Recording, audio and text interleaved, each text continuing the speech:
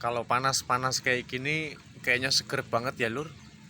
Minum air kelapa dikasih es, wah mantul. Ini aku nih mau bahas apa sebabnya kelapaku ini buahnya cuma 1-2 biji.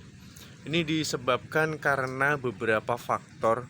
Jadi buat sobat-sobat semua, kalau menanam pohon kelapa harus diperhatikan beberapa aspek. Jangan sampai terjadi hal seperti ini.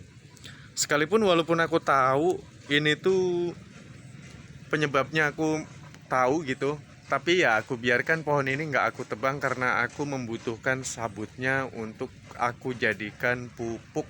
Ini sabut-sabut dari pelepah kayak gini nih bagus banget untuk menyuplai tanaman dalam polybag ya. Nih kayak gini nih, yang sudah kering kayak gini direndam dulu tuh bagus.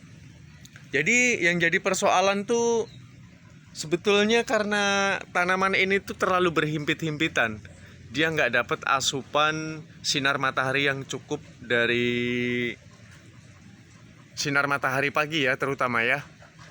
Dan ketika dia sudah dapat berfotosintesis di atas, dia nggak dapat mekar. Karena apa? Terhalang oleh daun yang ada di sekelilingnya, maka dia pelepahnya dia nggak bisa mekar, akhirnya manggar ataupun bunga kelapa ini dia nggak bisa berkembang, nggak bisa mekar. Akhirnya apa tuh? Aku buntungin di ujungnya. Buahnya cuma satu. Di samping itu dia juga kalah makanan dengan tanaman yang lain, itu nangkaku. Nih, pohon nangkanya ini buahnya banyak banget karena dia hanya memiliki akar serabut ya. Akar serabut, dia hanya serabut itu kan nggak jauh akarnya.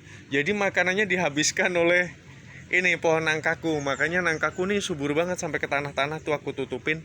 Karena kalau nggak aku tutupin nanti orang metiknya yang di bagian bawah. Soalnya yang di bawah itu aku pakai buat konten. Nih, kalau metik orang-orang biar di atas. Buahnya tuh nggak pernah habis. Kemarin tuh udah aku ambil 10 biji ya. Ini akarnya nih dia sampai tembus kemari guys, sampai tembus ke bawah-bawah sekitar ini. Dulu ketika lagi menggali ini sapi tank ini, jadi aku tahu itu arah akarnya kemana. Makanya tanaman ini tuh nggak bisa subur. Kayak karena itu ada beberapa faktor. Yang pertama itu dari pencahayaan matahari, dan yang kedua dari ini perebutan makanan. Terus tidak cuma itu, ini juga sama berdekatan dengan pohon nangkaku. Karena berdekatan dengan yang nangka satunya, akhirnya ini kerdil. Buahnya juga payah. Tuh, cuma ada 1-2 biji doang buahnya. Kayaknya kalau nanem jangan ngejubel ya. Buahnya nggak bagus. Padahal kalau ini aku tebang pasti bagus, karena dulu nangka ini tuh buahnya pernah penuh ya, padahal batangnya segini ya. Batangnya segini, tapi pernah berbuah banyak.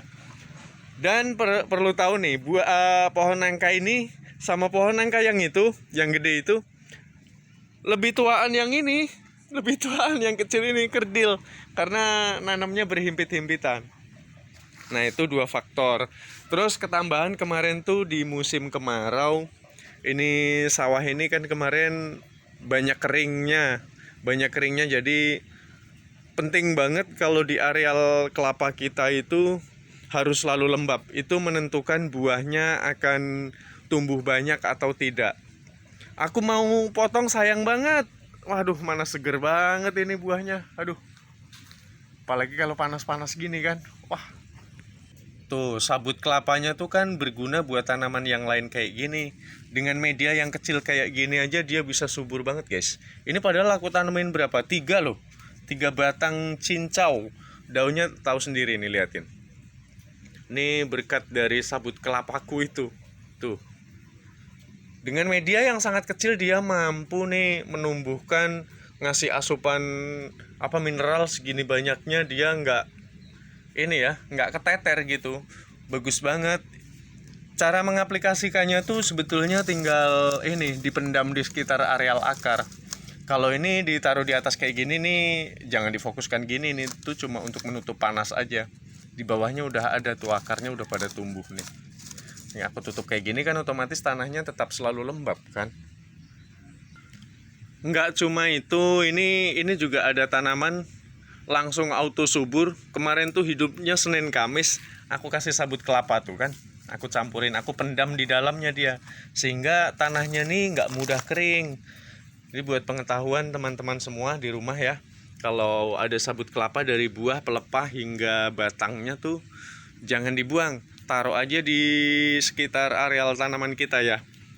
Ini caranya direndam dulu kayak gini nih, biar zat taninnya itu hilang dulu, dan dia meresap air lebih banyak dibandingkan dengan media apapun. Untuk tanaman dapat dirambati akar juga. Terus ini kan dapat dirambati akar kan, kalau sabut kelapa kan. Kalau untuk nyuplai kayak gini jangan dihaluskan kayak kokopit, mendingan kayak gini dia awet untuk menyimpan kadar airnya gitu. Dan setelah mengalami sebuah pembusukan nanti dia dapat menjadi ini, pupuk organik. Pupuk organik itu dapat fungsinya dapat menciptakan karbon dioksida, karena tanaman sendiri yang dibutuhkan adalah mineral dan karbon dioksida. Untuk menciptakan karbon dioksida kan dia harus mengundang bakteri baik ya, dimana dia mengalami sebuah pembusukan. Nah nanti ketika klorofil daun sedang berfotosintesis, terkena cahaya matahari, maka dia akan menyerap dari akarnya, menyerap mineral yang nanti karbon dioksida akan larut bersama air, sehingga tanaman kita jadi subur seperti ini. Tuh, subur ini guys. Kemarin hidupnya Senin Kamis, aku baru pindahin berapa hari nih. Ini berkat sabut kelapa ya. Oke, terima kasih buat teman-teman semua ya. Kita jumpa pada konten selanjutnya. Semoga ini bermanfaat buat para pecinta tanaman.